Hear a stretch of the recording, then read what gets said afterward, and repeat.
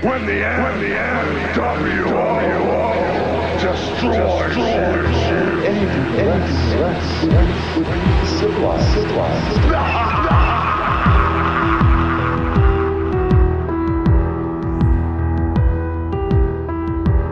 Hey, hello, friends. What is up, fellow wisdom seekers, fellow truth seekers, anybody just checking in, haters, doubters, skeptics, controlled opposition, anybody is welcome at the brave new World Order podcast, straight out the catacombs of podcasting. I am Brandon St. One. Thank you all for joining me today on the journey as we dive into the Toronto Protocols by Serge Monast. I did an episode on this way back last year when I first started the podcast, but it's worth an update. If you don't know who Serge Monast is, he is one of the guys who talked about Project Bluebeam way back in the 90s, and it seemed like it may have cost him his life, but he also wrote in French, because he's from Canada, from Quebec. He wrote the Toronto Protocols about secret meetings that took place in the 1960s and in the 1980s, all about ushering in the new world order. So we are going to dive into his exact words and the documents that he talked about in publications from the 1990s. So we're going to swan dive headfirst into that abyss in just a moment. But before we do that, you know what time it is.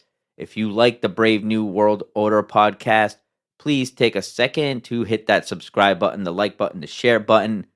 Follow wherever you listen to podcasts, whatever platform. Share this with your friends and family. Get the information out there. Let them make up their own minds. There's a whole world of information out there that has been kept from each and every single one of us as we all grew up indoctrinated into this crazy system that was created for us well before we were even born and thought of. So spread the word, help the Brave New World Order podcast get out there, crack the algorithm. I don't know if that even matters, but I do see the numbers. I see them increasing. I hear from all of you, and I want to thank you from the bottom of my heart for reaching out, saying what's up, leaving reviews, answering the Q&A that I post on Spotify. If you're a listener on there, there's a question you can answer just to interact with you, my lovely listeners. I love hearing from you. You can reach out, the Brave New World Order podcast at gmail.com. Follow me on Twitter at Brave NWO podcast. And if you really want to help out, help the show grow, support, you can. There are a couple links in the show notes. Thank you all once again for being here. It's just me, Brandon St. One, running this show, producing it, putting it all together, researching. So I thank you all for helping me out, spread the word. Because I know somebody must be doing it. I don't post on social media. I barely promote the show because I didn't start this to become a social media influencer or try to go viral. I just want to talk shit. So whoever's helping me out there and everybody else reaching out and supporting the show and following, sharing this, thank you once again. So enough of that shameless self-promotion bullshit. We're going to get into the goods. Let's dive into the abyss. Let's become the abyss. And then we come out with more knowledge, stronger, with more clarity. This is the Toronto Protocols by Serge Monast. The Toronto Protocols, 666. From the International Free Press Agency, Intelligence Report by Serge Monast, 1995. Preface. The Toronto Protocol 666 is the title of a publication issued in 1995 by the Canadian investigative journalist Serge Monast, who lived from 1945 to 1996. This document allegedly detailed the agendas of two confidential meetings of a secret society named 666, which took place in Toronto, Ontario, Canada, in 1967 and 1985, respectively. The chilling plot, which Monast's publication revealed, formed the basis of a multifaceted plan which was to be implemented in the 1970s and propelled into the 1990s, by which time the underpinnings would be prepared for the inevitable capture of global power under the auspices of the New World Order. At the time of its publication, the document was regarded as nonsense, and Monast was labeled a conspiracy theorist, although it may be argued that such a reaction may have been justified when taken into context of the times. In retrospect, it is now evident that the stratagems that Monast disclosed to the world in 1995 have been and continue to be effectuated as we enter the year 2023. The Toronto Protocol's 666 First Meeting. Fiction or reality, who can say? Be that as it may, according to some information obtained from France, but above all, to review the events that have occurred since the 25 years, it appears that the scenario described in this document allows us to better understand what, until today, seemed most incomprehensible to more than one.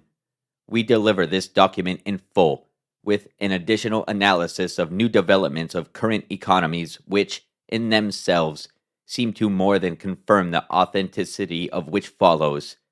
End of June 1967, in Montreal, its Expo 67, in Ottawa. There are the final preparations for the Centennial of Confederation in the United States. It is protest against the Vietnam War and across the country. Flower power.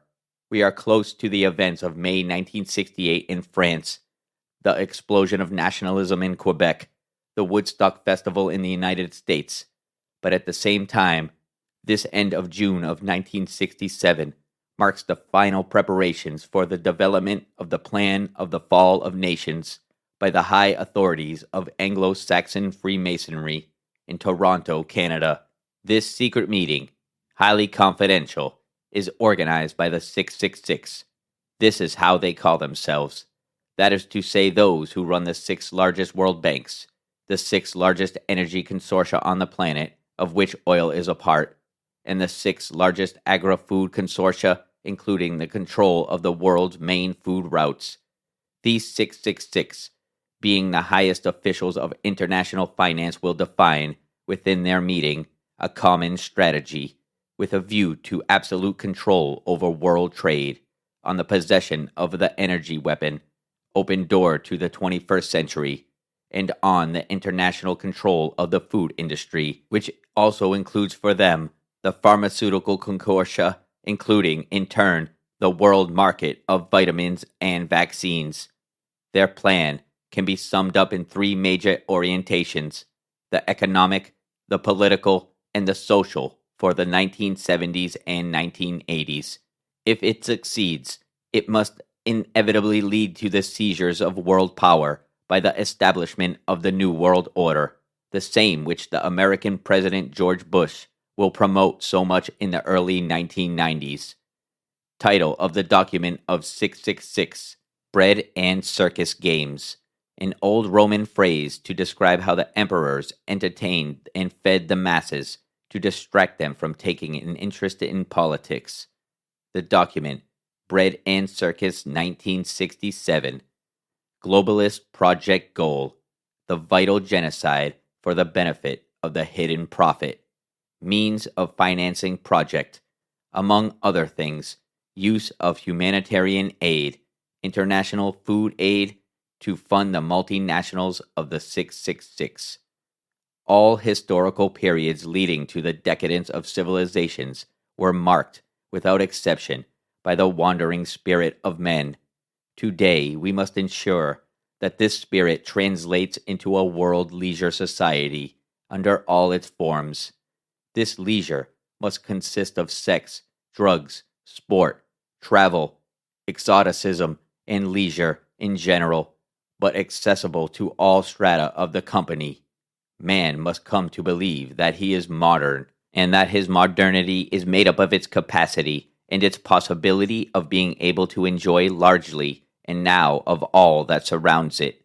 To achieve this objective, it is imperative to be able to infiltrate the media, radio, television, newspapers, the circles of fashion and culture, the circles of new music, by which we will influence, for sure, all layers of Western societies. Thus, by holding youth, the adults of tomorrow, under the control of the census, we will therefore have the freedom to infiltrate and transform in depth without being worried politics, the legal system, and education, which will allow us to modify in depth the course, the future orientation of the companies targeted by our plan. As we know it, the populations have no historical memory. They tirelessly repeat the errors of the past without realizing that these same errors had led their fathers before them to the same forfeitures that they themselves will live through, although in worse circumstances before the end of this century. See, for example, what their grandfathers experienced at the beginning of this century thanks to the hard work of our predecessors. After having experienced, without limits, the liberation of Moors, the abolition of morality, in other words, the wandering of the spirit, they experienced the economic crisis, then the war. Today, their grandchildren and their children are heading straight for a similar outcome, even worse, because this time it will finally allow us to set up our new world order without any of them being able to realize it. Too preoccupied, they will be to excessively satisfy their most primary sensual needs.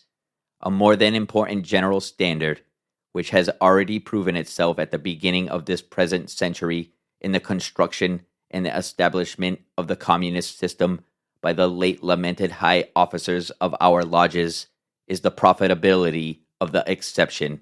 In principle, as we know, the exception proves the general rule, which is contrary to it. But in our vocabulary, the exception is what must be imposed on everyone. We must make sure to make exceptions in different spheres of society as new general rules applicable to all, a primary objective of all future social protests led by the youth of nations. Thus, the exception will become the detonator by which all of historical society will collapse upon itself in shortness of breath and in unprecedented confusion. The foundations of Western society, in their essence, originate directly from the Judeo-Christian heritage. It is precisely this same heritage which made the family, the node, the cornerstone of all current existing social structure. Our predecessors, who had financed the revolutionary writers of the late 19th century and the beginning of the 20th century, had understood the importance of splitting up, then of shattering this vital core, if they were to succeed in establishing the new communist system in Russia at that time.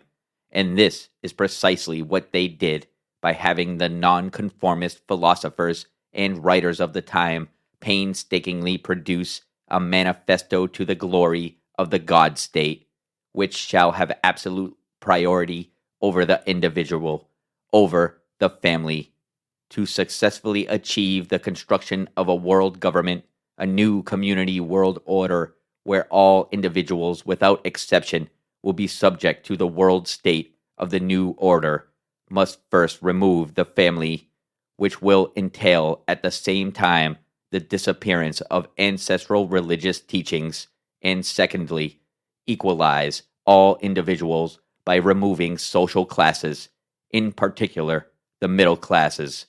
But we must proceed in such a manner that all these changes appear to arise from the will of the people, that they have the appearance of democracy. By using isolated cases and amplifying them to the extreme, with the help of student protests infiltrated by us, journalists favorable to our cause, and bribed politicians, we will manage to set up new organizations with all the appearances of modernity, such as a child protection office, protected by a charter of rights and freedoms. For the success of our world plan, the Red Plan, we need to implement in all the Western societies of the 1970s child protection offices whose civil servants, young intellectuals with no experience, fresh out of universities where our globalist principles are highlighted, will enforce to the letter, without discernment, the charter of the rights of the child. Who will dare to oppose this without being identified at the same time with the barbarities of the Middle Ages? This charter, painstakingly developed in our lodges, will finally allow us to destroy all parental authority by breaking up the family into individuals fiercely opposed to one another for the protection of their personal interests. It will encourage children to denounce parents who are too authoritarian because they are too traditional, too religious. It will thus contribute to submitting the parents to a collective psychosis of fear, which will inevitably cause, in general, in society, a relaxation of parental authority. Thus, we will have succeeded, initially, in producing a society similar to that of Russia in the 1950s, where children denounce their parents to the state, and this without anyone noticing. By transferring the parental role to the state in this manner, it will be easier for us, in the future, to take over, one by one, all the responsibilities that had been, until now, the exclusive responsibility of the parents. This is how we will be able to have everyone consider traditional religious teaching of Judeo-Christian origin as child abuse. At the same time, but on another level, we will enshrine in the highest laws of the nations that all religions, cults, and religious practices of all kinds, including sorcery and magic, must all be equally respected. It will then be disconcertingly easy to transfer this role of the state in relation to the child to the highest international bodies, such as the United Nations. Let us understand this well. Our goal is not to protect children or anyone else, but to cause the breakup and subsequent fall of nations, which are a major obstacle to the establishment of our New World Order. This is the reason why the child protection offices must be invested with absolute legal authority. They must be able, as they see fit, but always under the pretext of child protection, to be able to remove them from their original family environments and place them in foreign family environments or government centers already committed to our globalist and a-religious principles. Consequently, the total eradication of the Western family unit will thus be completed, and without the protection and supervision of their original parents, these children could thus be permanently handicapped in their psychological and moral development and represent, as a natural consequence, easily adaptable prey to our globalist aims. For the assured success of such an enterprise, it is essential that the civil servants working in these offices in the service of the state be young, without past experience, imbued with theories that we know are empty and ineffective, and above all, be obsessed with the missionary spirit as great protectors of childhood at risk, because for them, all parents must represent potential criminals, potential dangers to the well-being of the child, here considered to be a god. A child protection office and a children's bill of rights have no reason to be without children at risk. Moreover, the exceptions and historical examples used for their establishment would, sooner or later, disappear if they were not constantly fed by new cases occurring on a continuous basis. In this sense, we must infiltrate the education system of the nations to eliminate, under the cover of modernity and evolution, the teaching of religion, history, and etiquette, while concurrently diluting language and mathematics under a cascade of new developments in the field of education. In this way, by removing from the younger generations all moral basis and boundaries, all knowledge of the past, and consequently all national pride, hence all respect for others, removing all power through knowledge of language and science, and thus reality, we will contribute to creating a youth widely disposed to all forms of delinquency. In this new universe, fragmented by the fear of parents and their abandonment of all responsibility towards their children, we will have the dominion to form, in our own way and according to our primary objectives, a youth where arrogance, contempt, and the humiliation of others will be considered as the new basis of self-affirmation and freedom.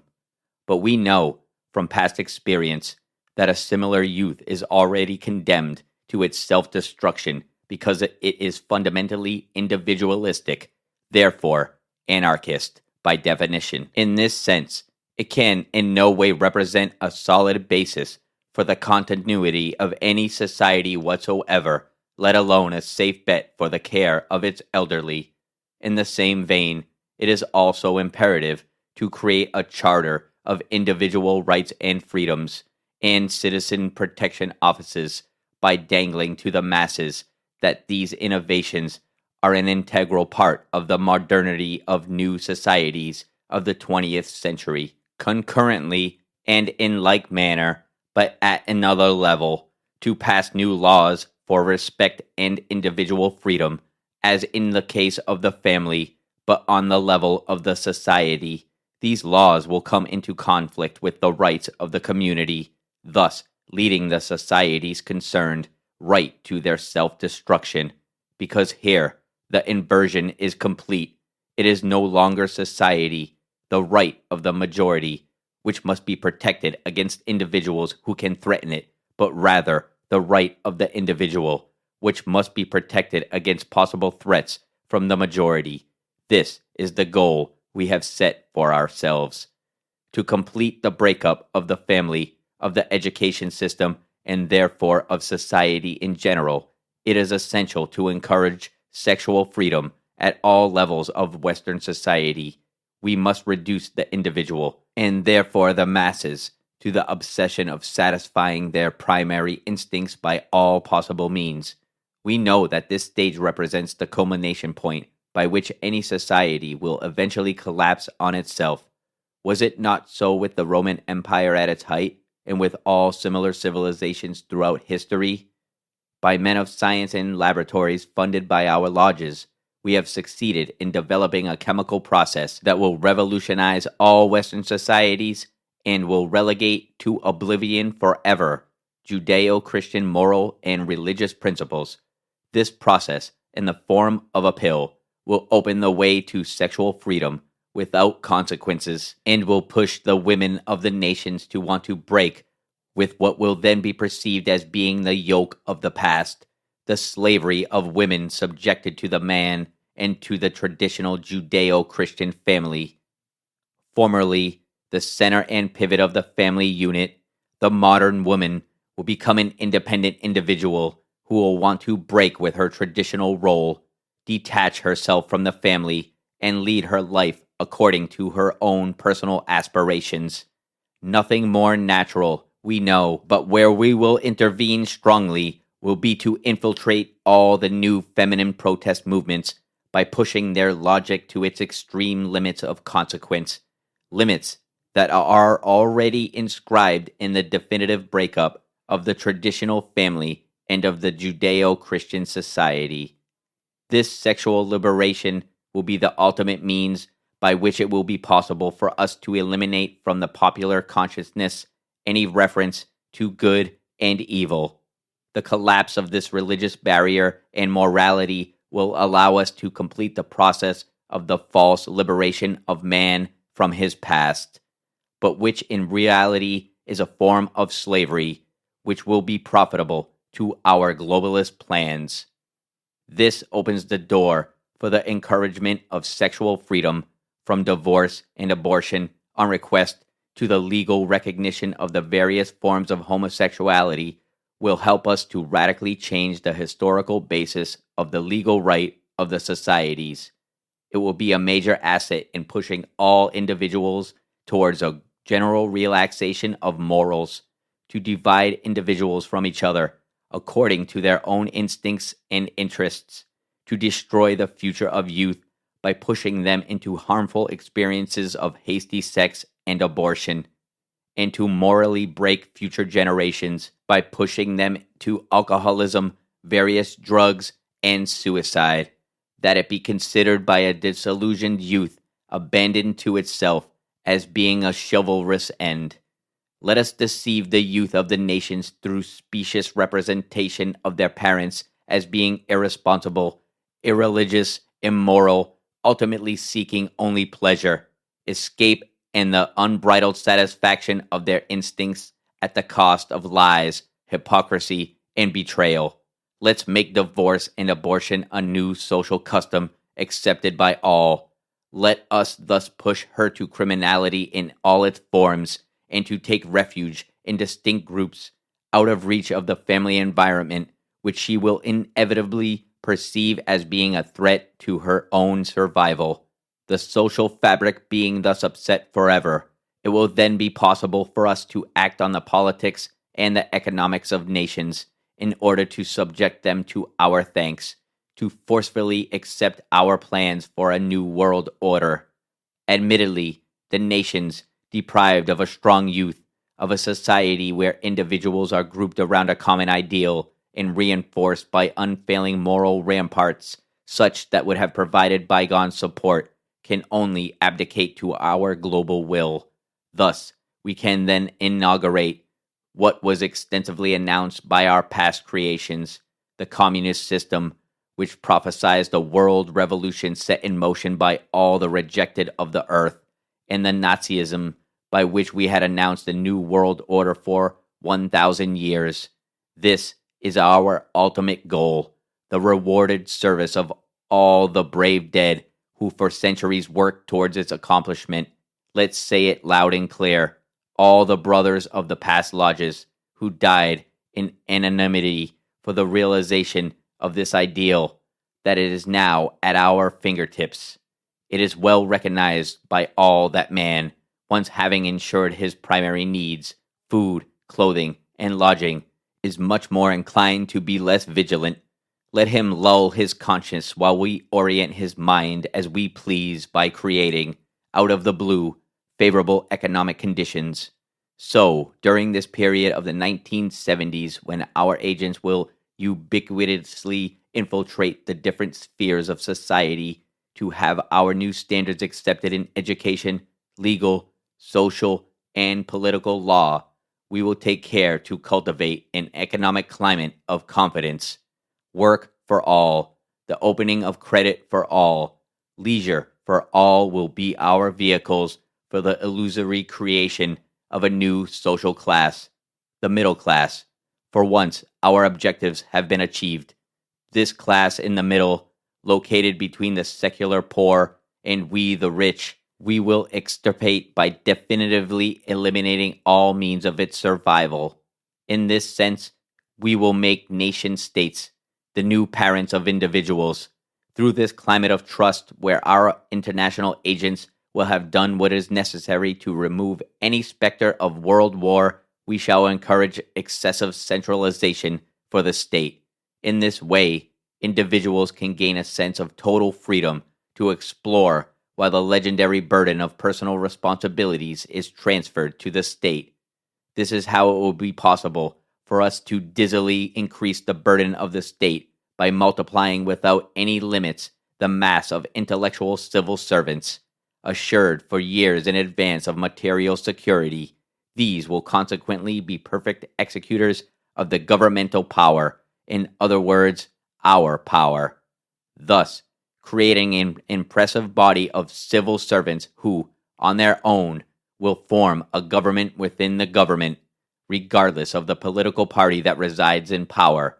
This anonymous machine could one day serve as a lever, when the time comes, to accelerate the economic collapse of the nation-states, because they will not be able to sustain such a wage bill indefinitely without having to go into debt beyond their means. On the other hand, this same machine, which will give a cold and insensitive image of the governmental apparatus, a complex machine, useless in many of its functions, will serve us as a screen and protection against the populations, because who will dare to venture through the mazes of such a labyrinth in order to assert their personal grievances? Also, during this period of general dizziness, we will also take advantage of it to buy or eliminate, according to the needs of the moment, all the business leaders, the heads of the large state bodies, and the scientific research centers whose action and efficiency would risk giving too much power to nation states. It is absolutely not necessary that the state becomes an independent force in itself, which would risk to escape us and to endanger our ancestral plans. We will also ensure that we have absolute control over all the supranational structures of the nations. These international organizations must be placed under our absolute jurisdiction. In the same way, and to guarantee the profitability of our influence with the populations, we will need to control all the media of information. Our banks will therefore finance only those which are favorable to us, while they will supervise the closure of the most recalcitrant. This should in principle pass almost unnoticed by the populations, absorbed as they will be by their need to make more money and to be entertained. We will need to take care of finalizing, as of now, the phase of deregionalization of the rural areas started at the beginning of the economic crisis of 1929. Overcrowding the cities was the bedfellow of the Industrial Revolution. The rural owners, by the economic independence, their capacity to produce the basis of the food supply of the states, is a threat for us and our future plans. Crammed into cities, they will be more independent on our industries to survive. We cannot allow the existence of groups independent of our power. Therefore, let's eliminate the landlords by making them obedient slaves to the industries under our control. As for the others, let's allow them to organize themselves into agricultural cooperatives that our agents will infiltrate to better guide them according to our future priorities. Through the state, let us endeavor to highlight the obligatory respect for the diversity of cultures, of peoples, of religions, and of ethnic groups, which offer us many means to put individual freedom before the notion of national unity, which will allow us to better divide the populations of the nation-states, and thus weaken them in their authority and in their capacity to maneuver. Pushed to these extreme limits, but on the international level, this concept in the future will urge the ethnic groups of the different nations to regroup and respectively claim their own individual part of power, which will finish ruining the nations and will cause them to burst into endless wars. When the nation-states will thus be weakened by so many internal struggles, all based on the recognition of the rights of minorities to their independence, that nationalists divided into different cultural and religious factions will blindly oppose each other in struggles without resolution, that the youth will have completely lost touch with its roots. Then we can use the United Nations to begin to impose our new world order. Moreover, at this stage, the humanitarian, social, and historical ideas of nation-states will have long since burst under the pressure of internal divisions. End of document 666, dated end of June 1967. The Toronto Protocol 666 second meeting. 18 years later, that is 666 in time, another meeting of importance in Canada was held. The group of 666 met again in Toronto at the end of June 1985, but this time in order to finalize the last stages leading to and on the collapse of the nation-states and on the seizure of international power by the United Nations. The document, Red Dawn, 1985. Globalist Project Goal. Establishment of the Occult World. Means of financing project. Control of the IMF, GATT, Brussels Committee, NATO, UN, and other international organizations. The last 18 years have been very fruitful for the advancement of our world projects. I can tell you, brethren, that we are almost at the end now. The fall of the nation-states is only a matter of time. Quite short, I must admit to you with confidence. Thanks to our undercover agents and our colossal financial means, unprecedented progress has now been made in all areas of science and technology, of which we financially control the largest corporations. Since the secret meetings with Mr. Rothschild in the 1950s, the purpose of which was to finalize the development and the worldwide establishment of the computers, it is now possible for us to glimpse the establishment of kind of international highway where all these machines would be linked together because, as you already know, the direct and individual control of the populations of the planet would be at the very least totally impossible without the use of computers and their electronic attachment to each other in a vast global network. These machines also have the advantage of being able to replace millions of individuals.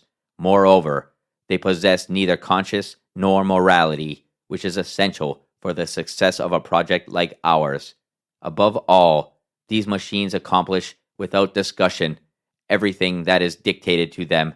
They are the perfect slaves of which our predecessors dreamed so much, but without their having been able to suspect that one day it would be possible for us to accomplish such a miracle. These machines, without country, without color, without religion, without political affiliation, are the ultimate achievement and tool of our new world order. They are the cornerstone.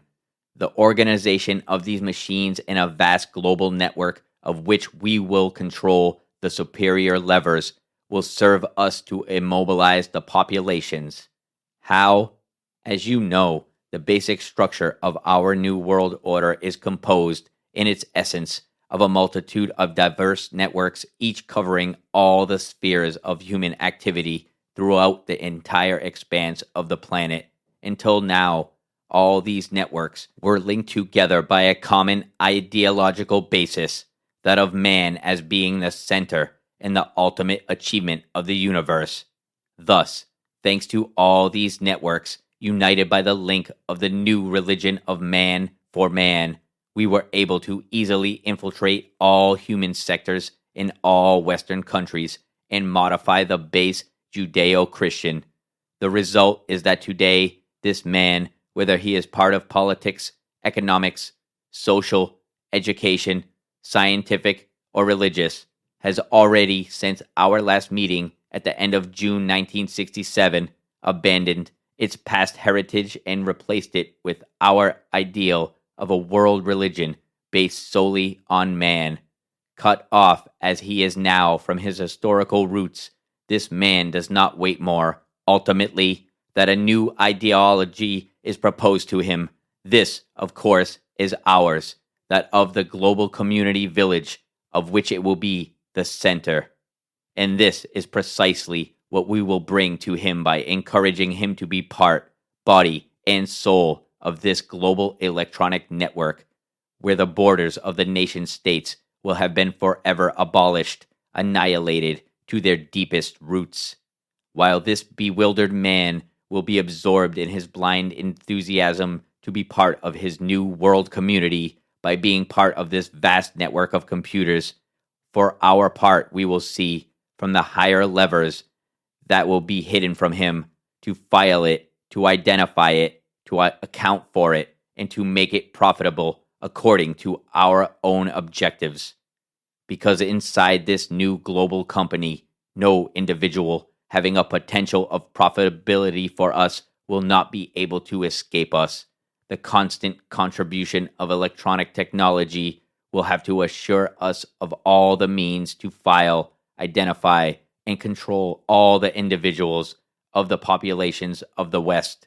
As for those who will not represent any exploitable profitability by us, we will see that they eliminate themselves through all the local internal wars that we will have taken care to break out here and there by having us served, and of the fall of the economy of the nation-states, and of the oppositions and claims of the various groups composing these same states. Here, then, is the detailed way in which we will proceed between now and 1998 to pave the way for the birth of our world government. 1. Increase tenfold the leisure society which has been so profitable to us to date, by using the invention of video that we financed and games attached to it. Let us end up perverting the morality of youth. Let's give him the opportunity to satisfy all his instincts now, a being possessed by his senses and a slave to them. We know has neither ideal nor inner strength to defend anything. He is individualistic by nature and represents a perfect candidate whom we can mold easily according to our desires and our priorities. Besides, remember how easily our predecessors were able to orient all German youth at the beginning of the century by using the disillusionment of the latter? 2. Encourage student protest for all causes related to ecology. The compulsory protection of the latter will be a major asset the day when we will have pushed the nation states to exchange their internal debt against the loss of 33% of all their territories remained in the wild state. 3. Let us fill the inner void of this youth by initiating it from its very young age to the world of computers. Let us use for that its system of education, a slave in the service of another slave that we control. 4. On another level, let us establish international free trade as an absolute priority for the economic survival of nation states.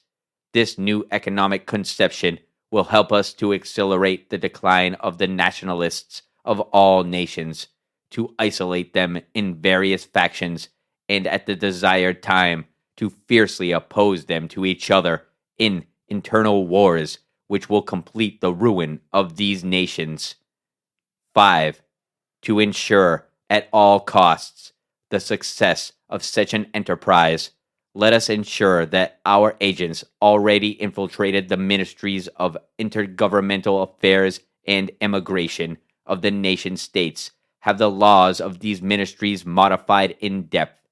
These changes will essentially aim to open the door of Western countries to increasingly massive immigration within their borders, immigrations that we will have provoked by having taken care to cause new local conflicts to burst here and there. Through well-orchestrated press campaigns in the public opinion of the targeted nation states, we will provoke among them a large influx of refugees, which will have the effect of destabilizing their internal economy and increasing racial tensions in the inside their territory. We will see to it that foreign extremist groups are part of these influxes of immigrants, which will facilitate the political, economic, and social destabilization of the nations concerned. 6. This free trade, which, in reality, is not one because it is already controlled by us at the top of the economic hierarchy. Let's infiltrate it in the Trilateral Commission, that of the Asia, that of America, that of Europe. It will bring us discord within the nation states by the rise in unemployment linked to the restructuring of our multinationals. 7. Let's slowly but surely transfer our multinationals to new countries, won over to the idea of the market economy, such as the countries of Eastern Europe, Russia, and China, for example. We don't really care for now whether or not their population represents a large pool of new consumers. What interests us is to have access in the first place to slave labor, cheap and non-unionized, offered to us by these countries and those of the Third World. Besides, aren't their governments put in place by us? Do they not appeal to foreign aid and to loans from our International Monetary Fund and our World Bank? These transfers offer several advantages for us. They contribute to maintaining these new populations in the illusion of economic liberation, of political freedom, when in reality we will dominate them by the appetite for gain and a debt for which they will never be able to escape.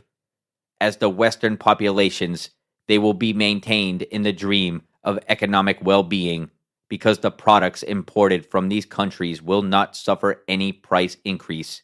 On the other hand, without them realizing it at first, more and more industries will be forced to close their doors because of the transfers that we will have made outside Western countries.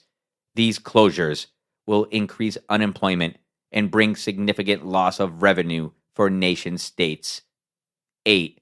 Thus, we will set up a global economy on a world scale which will escape completely from the control of the states' nations.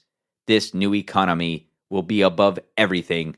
No political or trade union pressure can have any power over it. It will dictate its own world policies and will force a political reorganization, but according to our priorities on a world scale. 9. By this independent economy having no laws but our laws, we will establish a world mass culture. By controlling international television, media, we will establish a new culture, but leveled, uniform for all, without any future creation escaping us. Future artists will be in our image, or they will not be able to survive. Gone are the days when independent cultural creations jeopardized our globalist projects at any time, as was so often the case in the past. 10. By this same economy, it will then be possible for us to use the military forces of the nation states, such as those of the United States, for humanitarian purposes. In reality, these forces will serve us to submit recalcitrant countries to our will. Thus, third world countries and others like them will not be able to escape our will to use their people as slave labor. 11. To control the world market, we will have to divert the productivity of its first goal, freeing the man from the hardness of work. We will orient it according to turning it against man by enslaving him to our economic system, where he will have no choice but to become our slave and even a future criminal. 12. All these transfers abroad of our multinationals and the global reorganization of the economy will aim, among other things, to increase unemployment in Western countries.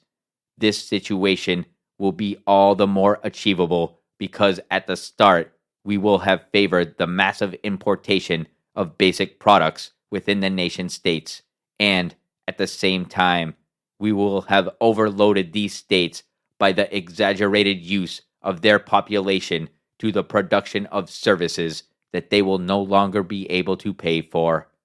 These extreme conditions will multiply by millions the masses of welfare recipients of all kinds, illiterate, homeless. 13. By the loss of millions of jobs in the primary sector, even the disguised flight of foreign capital out of the nation states, it will thus be possible for us to put life-threatening social harmony by the specter of civil war. 14. These international manipulations of the governments and populations of nation-states will provide us with the pretext to use our MFI to push Western governments to implement austerity budgets under the cover of the illusory reduction of their national debt, the hypothetical preservation of their international credit rating, of the impossible preservation of social peace. 15. By these emergency budgetary measures, we will thus break the financing of the nation states for all their mega projects, which represent a direct threat to our world control of the economy. 16. Besides, all these austerity measures will allow us to break the national wills of modern structures in the fields of energy, agriculture, transport, and new technologies. 17. These same measures will offer us the perfect opportunity to establish our ideology of economic competition. This will result within the nation states in the voluntary reduction of salaries, voluntary departures with awards and medals for services rendered, which will open the doors to the establishment of our control technology everywhere. In this perspective, all of these departures will be replaced by computers at our service. 18. These social transformations will help us to change in depth the police and military manpower of the nation states under the pretext of the necessities of the moment, and without arousing suspicion. We will get rid, once and for all, of all individuals with a Judeo-Christian consciousness. This restructuring of the police and military corps will allow us to dismiss, without contest, the elderly personnel, as well as all the elements that do not convey our globalist principles. These will be replaced by young recruits devoid of conscience and morality, and already all trained and favorable to the inconsiderate use of our technology of electronic networks. 19. At the same time, and always under the pretext of budgetary cuts, we will see to the transfer of the military bases of the nation states towards the organization of the United Nations. 20. In this perspective, we will work on the reorganization of the international mandate of the United Nations. From a peace force without decision-making power, we will lead it to become an intervention force, where the military forces of the nation states will be merged into a homogeneous whole. This will allow us to carry out without a fight the demilitarization of all these states, so that none of them in the future will be sufficiently powerful to question our world power. 21.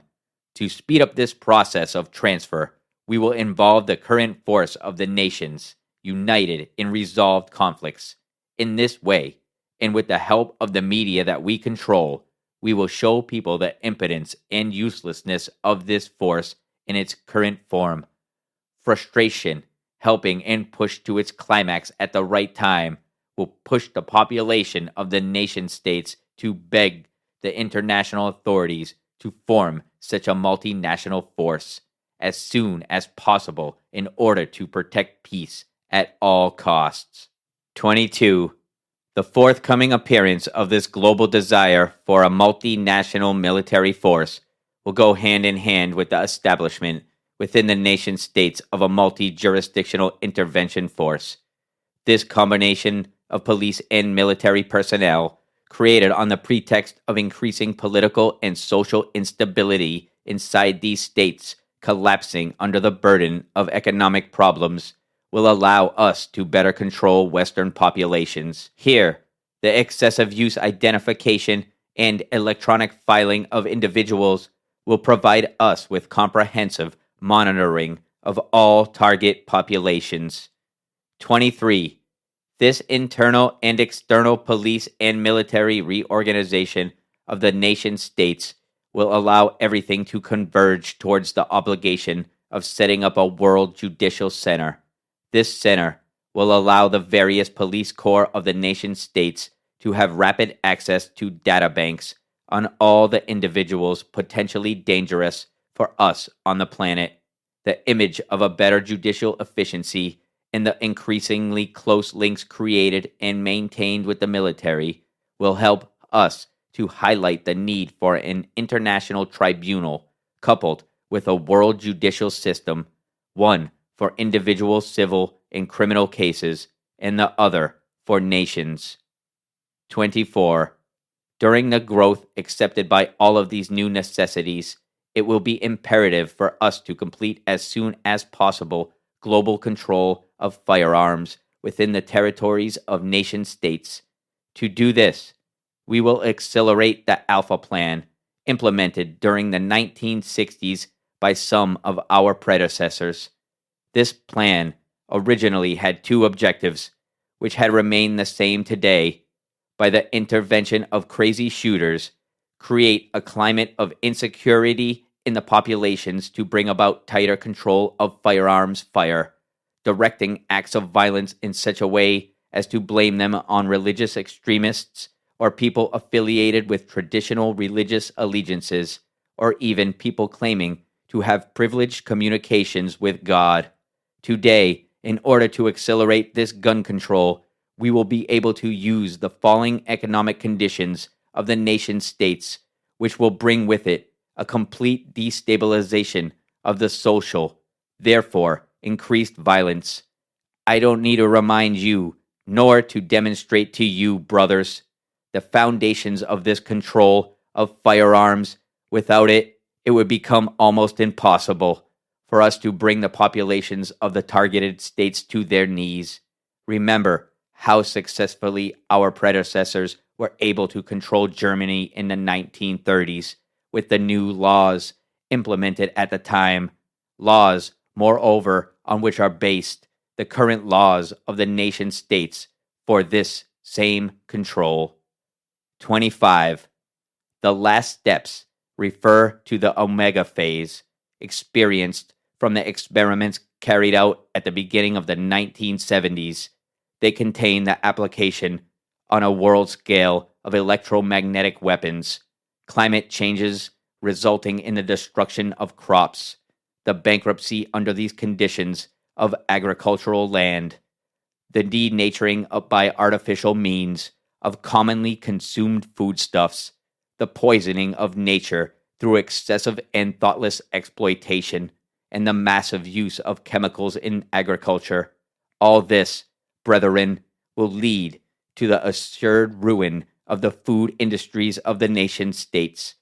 The future of the population control of these states passes obligatorily by the absolute control by us of the food production on a world scale and by the takeover of the main food routes of the planet. To do this, it is necessary to use electromagnetic, among other things, to destabilize the climates of the most agriculturally productive states. As for the poisoning of nature, it will be all the more accelerated as the increase in populations will push to it without restriction. 26. The use of electromagnetic to cause earthquakes in the most important industrial regions of the nation states will contribute to accelerate the economic fall of the states most threatening for us, as well as to amplify the obligation of the establishment of our new world order. 27. Who can suspect us? Who will be able to suspect the means used? Those who dare to stand up against us by disseminating information about the existence and content of our conspiracy will become suspect in the eyes of the authorities of their nation and their population. Thanks to the disinformation, the lie, the hypocrisy, and the individualism that we have created within the people of the nation states, man has become an enemy for the man. Thus, these independent individuals, who are most dangerous for us precisely because of their freedom, will be considered by their fellows as being enemies, not liberators. The slavery of children, the plunder of the wealth of the third world, unemployment, propaganda for the liberation of drugs, the brutalization of the youth of the nations, the ideology of respect for individual liberty, disseminating within of the Judeo-Christian churches and within the nation states, obscurantism considered as a basis of pride, inter-ethnic conflicts, and our latest achievement, budgetary restrictions.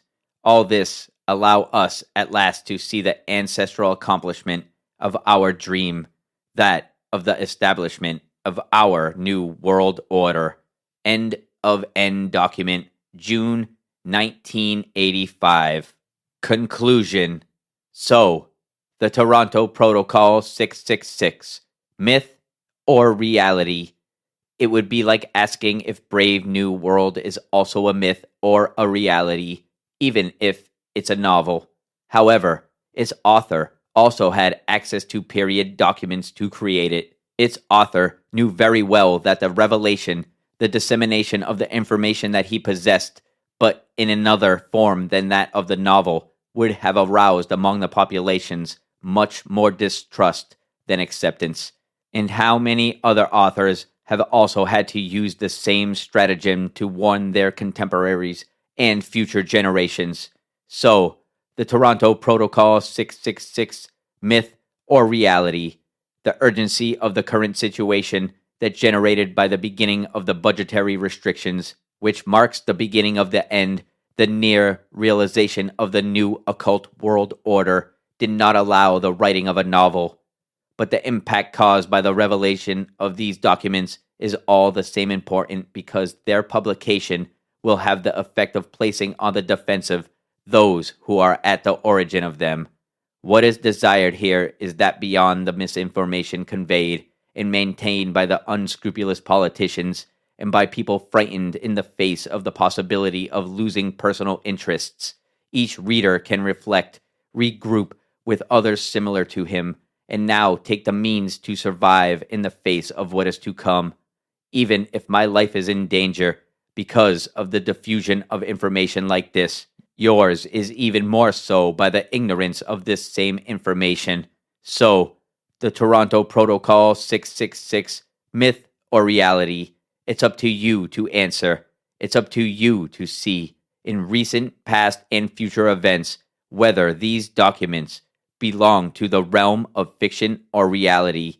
It's up to you to realize that fear has no other purpose than to paralyze you and to place you at the mercy of those who only want to control you in order to better enslave you according to their interests, which, in the end, are not yours. So, the Toronto Protocol 666, myth or reality. Serge Monast, investigative journalist, end of March, 1995. Okay, all right. That was the Toronto Protocols by Serge Monast. I hope that you take that in and think about everything that's going on, all the mind fuckery that's going on, and really just process it and make up your own mind about these kinds of things. But it definitely seems like what he was talking about is playing out in real time as we speak. We got multiple mass shootings happening, multiple news stories. Just every single day, the news cycle is just going so fast. Everybody's confused. Nobody knows what to think about everything that's happening. So just take it into consideration. Look at what's happening in the news. Listen to Serge Monast's words and make up your own mind. Like I say, question everything. But to me, it makes a lot of sense. And this ties into my previous episode. If you haven't listened to it, it's called Silent Weapons for Quiet Wars. And it's about the same type of control mechanisms about a secret release document that was unearthed in a copying machine that was bought at a thrift store. So definitely check that episode out if you haven't listened to it already. It mentions what the Toronto Protocols mentions about Rothschild meetings of the 1950s and how he was adamant about computers eventually being used to gather information and as a means to control everybody. And this got brought up again in the Toronto Protocol. So let me know what you think of that episode as well as this one. Reach out, the Brave New World Order Podcast at gmail.com. Follow me on Twitter at Brave NWO Podcast. Also, if you listen on Spotify, there is a question on there, Q&A. You can answer that. It helps the show grow. It helps me see what you think about this podcast. And so far, I thank each and every one of you for reaching out to me. With that, it's going great. It really makes this all so much better hearing from each and every one of you. It really does. So keep on contacting me, answer the questions, leave reviews, follow, share the Brave New World Order podcast wherever you can. Friends, family, random people at stop signs, at lights, your boss, whoever, anybody that will listen. If you want to help support the show, you can. There are a couple links. Help the show grow. That's the only way that this is going to get done. Like I said earlier, and I'll keep saying it, I didn't start a podcast so that I could go viral on Twitter or TikTok or that I could become some kind of social media influencer. I just want to explore topics and ideas, share them with you, and hear from you, and I hope that you enjoy them. That's what it's about. So I thank you all for the help in following me on this journey. I got so much more to explore, and I hope that you come along with me in the future. I will see you soon. In the meantime, stay positive. First and foremost, the weather's getting nice. Summer is right in front of our faces. Make sure you do the things that make you feel good. positive things. Spend time with your friends, your family, listen to music, get outside with nature, whatever it is that gets you through the day. Stay positive, do those things, question everything, and think for yourself. I will see you soon. Much love, everyone. I'm Brandon St. One. Peace out.